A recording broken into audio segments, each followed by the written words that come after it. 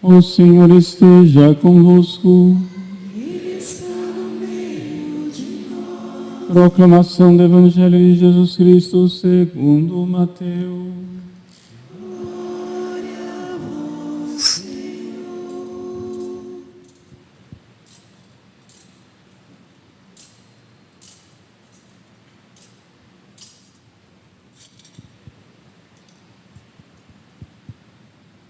Ao saber que João tinha sido preso, Jesus voltou para a Galileia.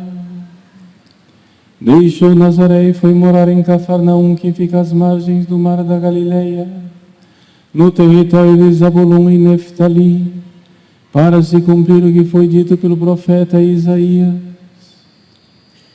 Terra de Zabulon, terra de Neftali, caminho do mar, região do outro lado do rio Jordão, Galileia dos pagãos. O povo que vivia nas trevas viu uma grande luz, e para os que viviam na região escura da morte, brilhou uma luz. Daí em diante Jesus começou a pregar dizendo: convertei-vos, porque o reino dos céus está próximo. Palavra da salvação. Glória a vós, Senhor. Aleluia.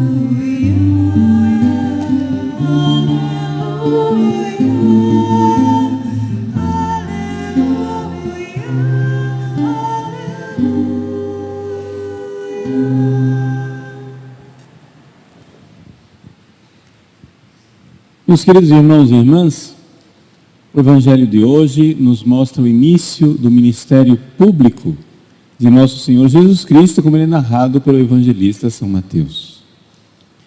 E ali, naquela região da Galileia, Jesus começa a pregar o Evangelho. E o resumo do Evangelho é apresentado aqui numa única frase: convertei-vos, porque o reino dos céus está próximo. O que é conversão? O que é essa realidade que todos nós devemos já ter vivido, mas que precisamos viver cada vez mais? Vamos pensar, refletir um pouco a respeito dessa realidade da conversão, também porque hoje, se não fosse domingo, seria a festa da conversão de São Paulo. E, portanto, a conversão daquele que o apóstolo, o grande apóstolo dos gentios, das nações. O Evangelho começa falando de uma profecia de Isaías. E essa profecia de Isaías, ela descreve a situação de quem não está convertido. Terra de Zabulon, terra de Neftali. Zabulon e Neftali são dois filhos de Jacó, só para identificar, são duas tribos, não é? Ou seja, o povo de Deus, ele é composto no Antigo Testamento por 12 tribos. Duas dessas tribos é a tribo de Zabulon e a tribo de Neftali, que ficavam naquela região ali da Galileia. Aquela região da Galileia, no entanto, por causa de uma série de situações históricas que aqui eu não vou descrever, ficou sendo povoada por povos pagãos, mestiços, misturados, não é? Por isso, então, é chamada aqui Galileia dos pagãos, Galileia das nações, dos gentios, para usar a linguagem técnica. Pois bem, e aqui então, esta terra de mestiços, em que havia judeus, mas que havia também gente de fora, é que recebe a seguinte profecia: o povo que vivia nas trevas viu uma grande luz, e para os que viviam na região escura da morte brilhou uma luz. Vejam, o texto original, para ter uma ideia mais precisa, diz o seguinte: que havia gente que estava nas trevas e gente que estava nas sombras, na sombra da morte. Treva e sombra. São duas situações diferentes. Por quê? Porque sombra não é treva total. Sombra quer dizer que tem alguma luz, mas não é luz suficiente. Então essa era a situação desses dois povos. Ou seja, os judeus, eles tinham a luz do Antigo Testamento, a luz que vinha das revelações de Deus. Mas por causa da infidelidade desse povo judeu, eles estavam nas sombras. Como São Paulo. São Paulo era judeu. São Paulo tinha a luz. Tinha a luz do Antigo Testamento. Mas quando veio a luz verdadeira, Jesus Cristo, ele não reconheceu. Isso quer dizer que ele ainda estava prisioneiro das sombras da morte. E o povo pagão, o povo que não tinha a revelação do Antigo Testamento, esse não estava nas sombras, ele estava nas trevas mesmo, na escuridão total. Pois bem, é nessa situação dos judeus que já tinham alguma coisa de luz e dos pagãos que não tinham luz nenhuma, que então brilha uma luz. E essa luz é Jesus. Jesus é a luz que nos ilumina. E aqui então nós vemos a realidade da conversão. A conversão é uma luz. Para algumas pessoas acontece um evento raro dessa luz ser uma luz tão forte que ela chega a ser uma luz física. São Paulo, por exemplo, que caminhava, que ia no caminho de Damasco, ele viu uma luz, e essa luz foi tão forte, fisicamente, que o cegou fisicamente. Ou seja, é como se alguma coisa tivesse queimado a superfície, né, do olho de São Paulo. De tal forma que a superfície do olho ficou com escamas, como se alguma coisa tivesse queimado. Ele ficou literalmente cego. Foi depois, com a imposição das mãos, que aquelas escamas caíram e começou a ver outra vez. Mas vejam, é uma luz que vem de Deus. Essa luz, ela acontece raramente, mas acontece na história da humanidade. Por exemplo, depois que Nossa Senhora apareceu em Paris, a famosa aparição da Medalha Milagrosa, né? Pouco tempo depois, um judeu, lá em Roma, que nunca tinha ouvido falar de Nossa Senhora, que não tinha conversão nenhuma, entrou numa igreja, Sant'Andrea della Frati, lá em Roma, e a aparição da Medalha Milagrosa aconteceu para ele. Pá, Nossa Senhora converteu, claro, mas de repente. Nos tempos modernos, né, mais recentemente, um famoso jornalista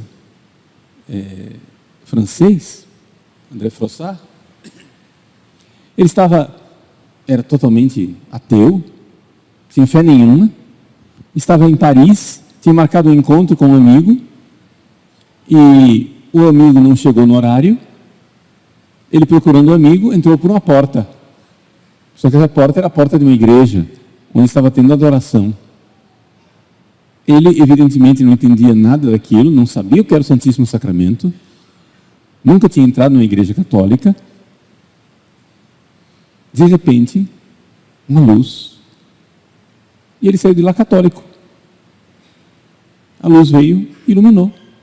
Então, essas coisas acontecem, não são coisas assim, é um mito, um negócio que aconteceu com São Paulo. Não, durante a história da humanidade, acontecem eventos raros, mas acontecem eventos em que pessoas escolhidas por Deus veem uma luz física, forte, verdadeira e se convertem.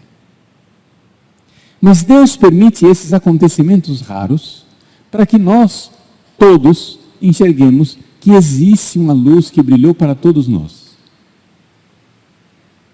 Não foi física, mas essa luz, ela brilha para todos nós. E que luz é essa? Não é uma luz que ilumina os olhos da carne, mas é uma luz que ilumina a nossa alma. Em que nós começamos a enxergar o sentido de tudo.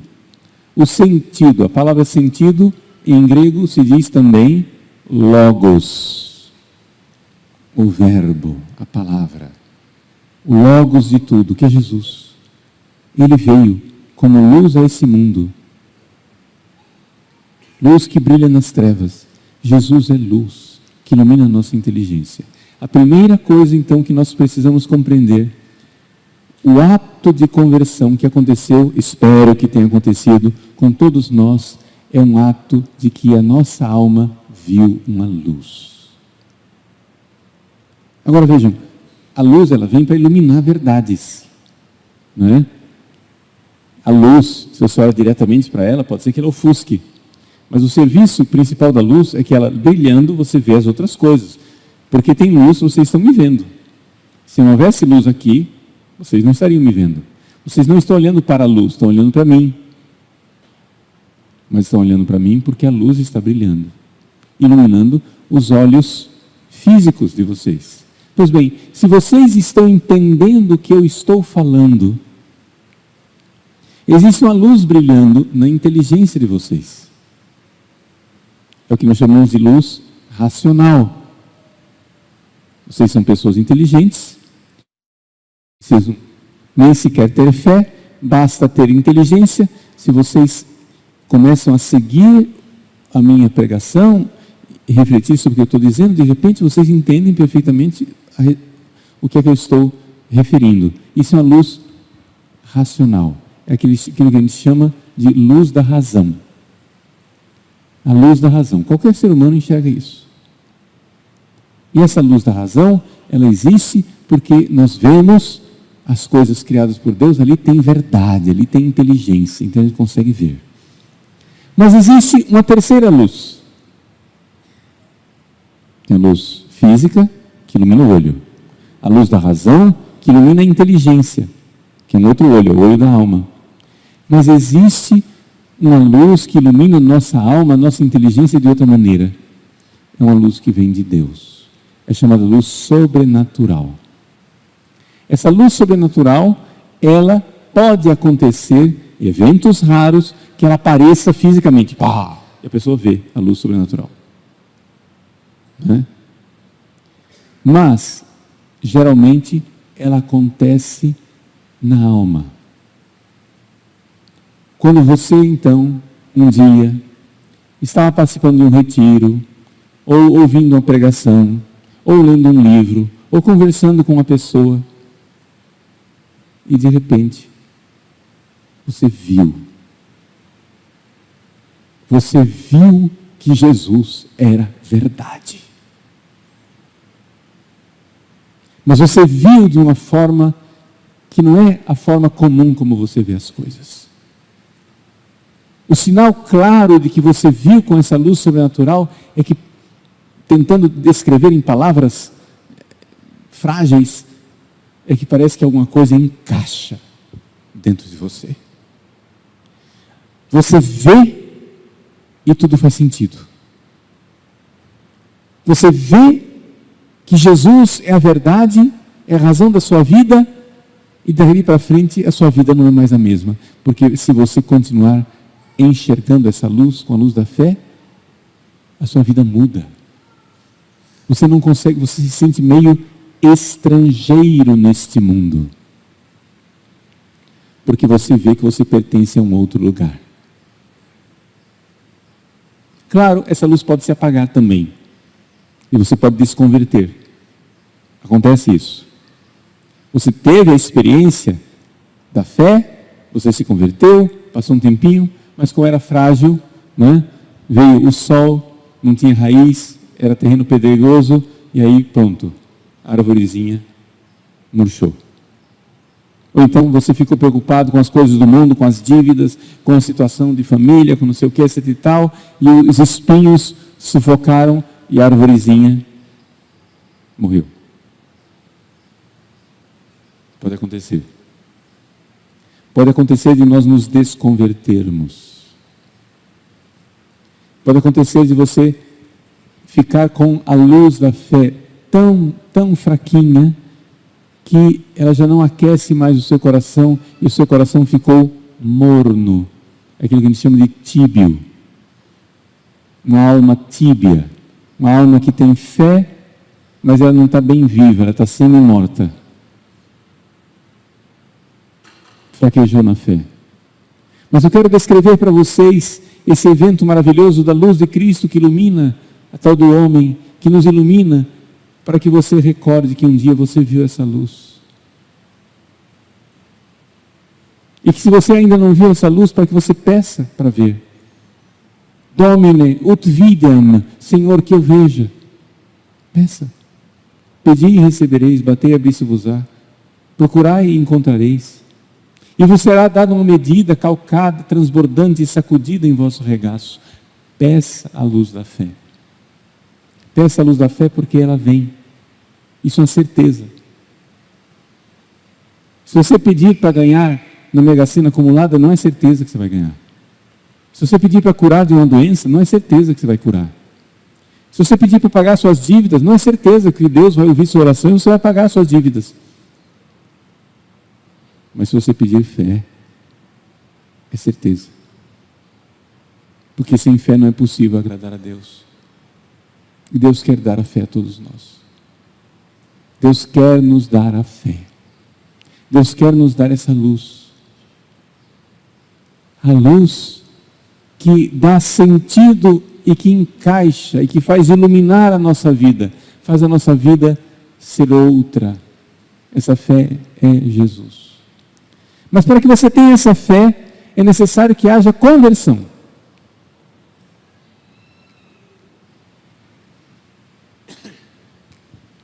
E a palavra conversão, em grego, se diz metanoia. Metanoias quer dizer nous, noia, nous, é mentalidade. É a razão. É aquilo que, como você vê as coisas. Metanoia quer dizer que você muda o seu jeito de ver o mundo, de você ver as coisas. Você muda a forma de ver. Então, meus queridos, é importante que vocês compreendam que Jesus quer sim mudar as suas ideias, que Jesus quer sim mudar o seu jeito de ver as coisas. E é importante dizer isso, porque nós estamos numa sociedade que tem um conceito completamente errado de tolerância de ideias. Todo mundo que é um bom cidadão se gaba de dizer, não, eu respeito todas as ideias. Mas se você for pensar bem, parar para pensar, não é verdade. Isso, além de não ser verdade, que você não respeita todas as ideias, é também estúpido. Porque não é possível respeitar todas as ideias. Porque se todas as ideias fossem iguais, você estaria com todas elas ao mesmo tempo na sua cabeça. Mas você não está com todas as ideias na sua cabeça. Você tem ideias que você acha que são dignas. E que você crê nelas. É a sua opinião. É a sua forma de ver as coisas.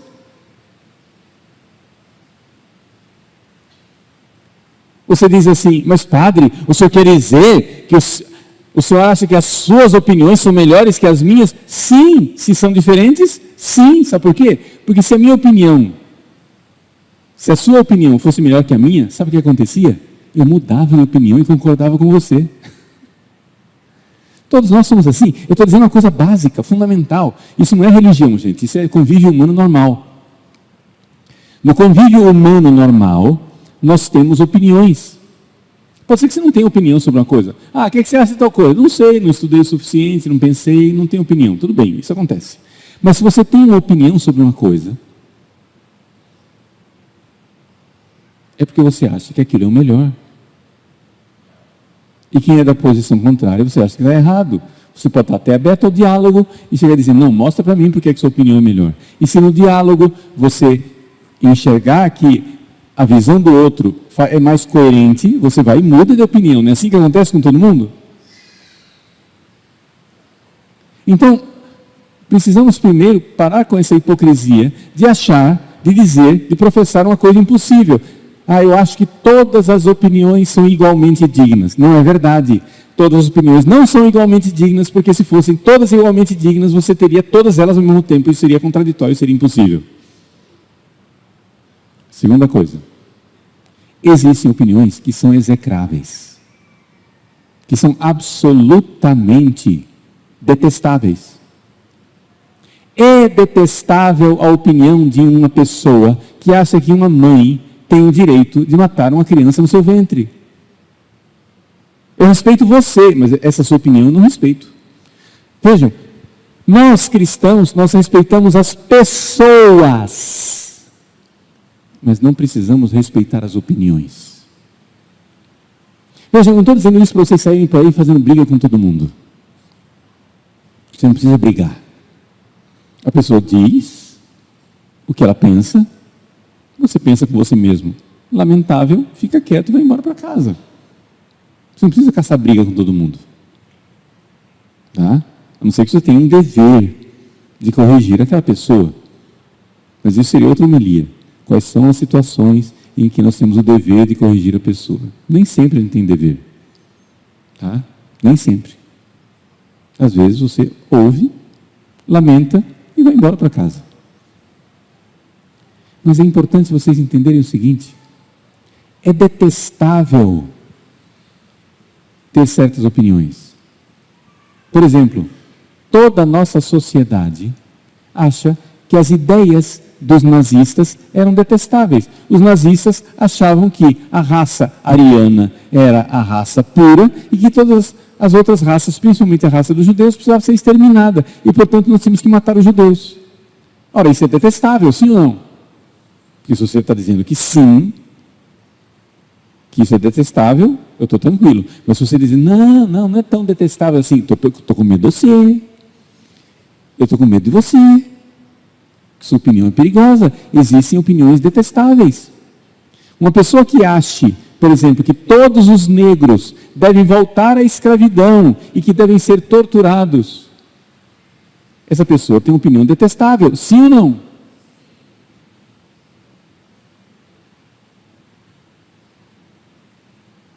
Eu não posso dizer que eu respeito todas as opiniões. Não, eu respeito você, agora a sua opinião é uma porcaria. A sua posição é ridícula.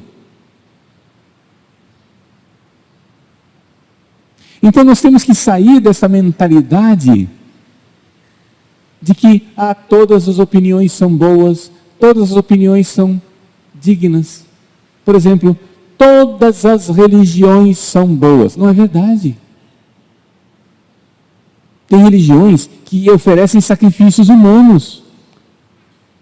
Quando os espanhóis chegaram no México, ficaram atordoados de ver que os astecas escravizavam as tribos indígenas dos outros povos, porque todos os dias eles precisavam oferecer centenas de sacrifícios humanos e matar centenas de milhares de pessoas. Uma religião dessa, me desculpem, é demoníaca. Uma coisa dessa é detestável. Eu não posso achar que todas as religiões são iguais. Se alguém disser que vai adorar Satanás, eu vou dizer, meu irmão, você está errado. pelo seu próprio bem, saia disso. Deteste essa religião. Agora, isso não quer dizer que eu não respeito as pessoas. Eu respeito as pessoas. Eu respeito a sua opinião louca. Eu respeito as pessoas. Eu não acho que a sua religião seja digna. Então, não é possível, dentro de uma democracia que respeita, aspas, a liberdade religiosa e que respeita, aspas, a liberdade de opinião, não é possível nós acharmos que todas, absolutamente todas as opiniões são aceitáveis. Então nós temos que sair dessa ilusão. A nossa sociedade, por democrática e tolerante que ela seja, tem certas coisas que ela não tolera. E faz bem de não tolerar. Faz bem. Por exemplo, os alemães fizeram muito bem em banir como crime a ideologia nazista. Fizeram bem. Beleza.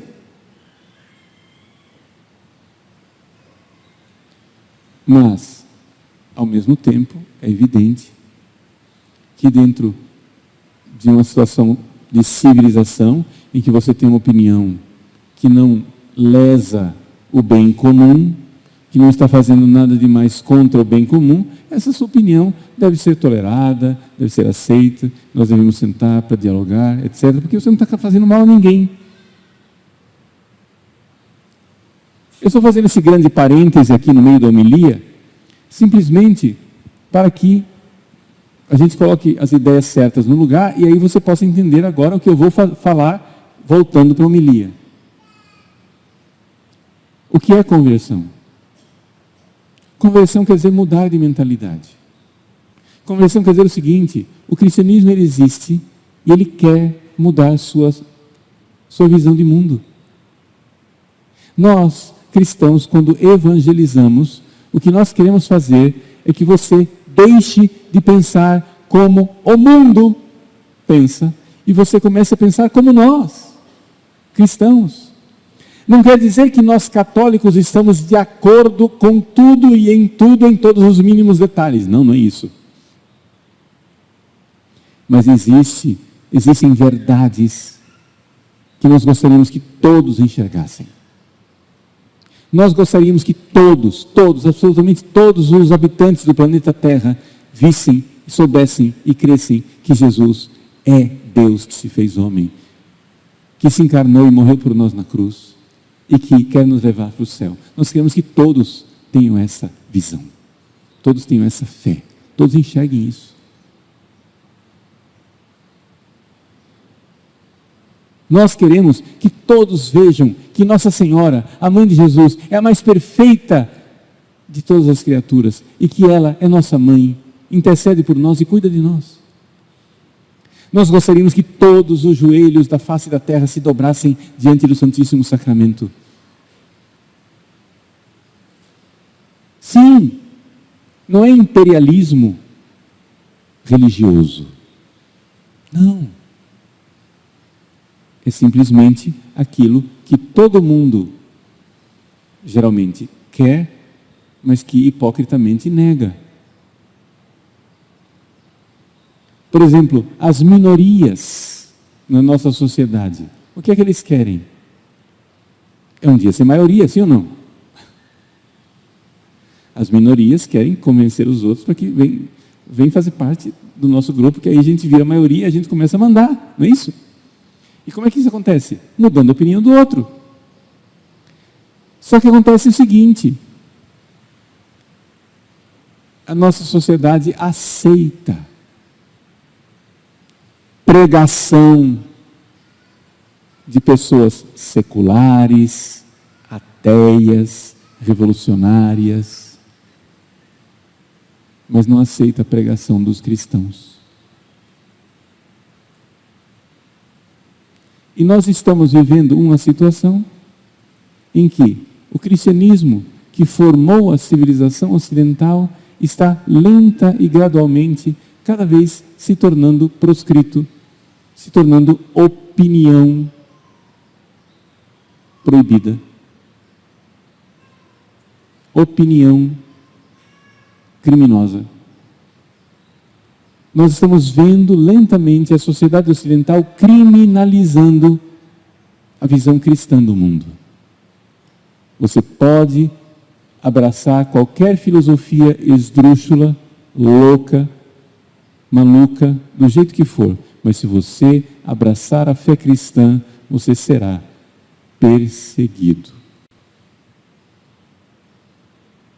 Mas nosso Senhor já tinha previsto isso. Nosso Senhor já tinha previsto que nós seríamos perseguidos por causa da nossa fé.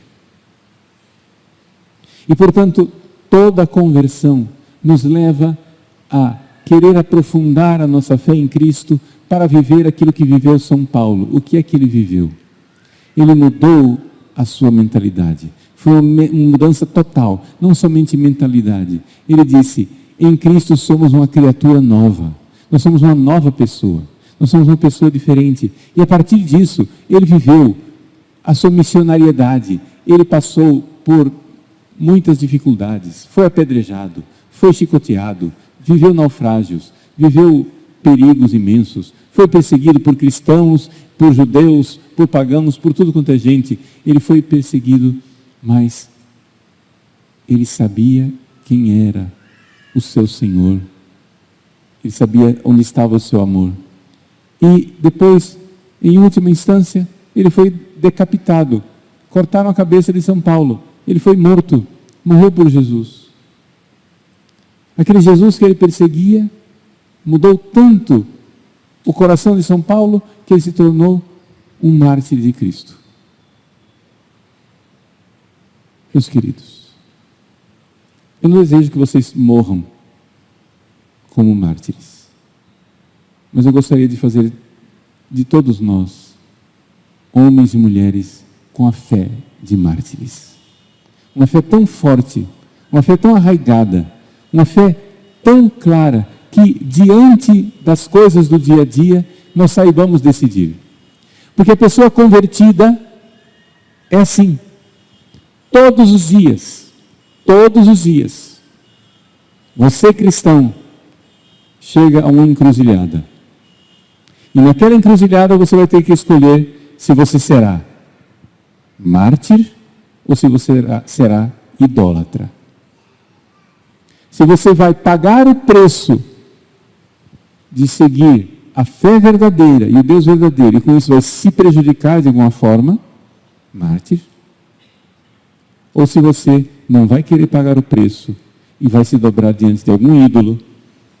Esse ídolo pode ser um Deus pagão, mas pode ser também você mesmo, pode ser você quer salvar sua pele? Você está disposto a trair Jesus para salvar a sua vida? Sua vida virou ídolo. Você está amando mais sua vida do que Cristo. É importante nós enxergarmos então o que é a conversão. A conversão é o reino dos céus, é o reino de Deus. Deus reinar em nosso coração. Deus precisa ser Senhor de absolutamente tudo aquilo que eu sou, tudo aquilo que eu tenho. Isso é conversão verdadeira. Nós precisamos entender que dentro de nós existe terra de missão. Nós somos convertidos, nós somos de Cristo, mas existem áreas da nossa vida em que nós ficamos dizendo, não, mas isso aqui não, isso aqui eu mudo depois. Eu deixo para depois as mudanças que eu queria fazer. Mas não pode ser assim. Você precisa estar consciente, verdadeiramente consciente, de que Jesus quer que você seja 100% feliz, por isso Ele quer que você se entregue 100%. Se entregue totalmente. Então, pode ser que aqui na igreja, ou nos acompanhando através das redes sociais, tem alguma pessoa que é católico, que já tem fé, mas que ainda está na sombra. Já viu a luz, mas essa luz não brilhou plenamente. Porque você já enxergou a verdade de Cristo, mas ainda não quer pagar o preço. Coragem. Paga o preço. Mas padre, se eu assumir a minha fé cristã, eu vou perder esses amigos. Pois é, mas será que são tão amigos assim? Mas padre, se eu assumir a minha fé, eu vou ser prejudicado no meu emprego. Mas será que é verdade?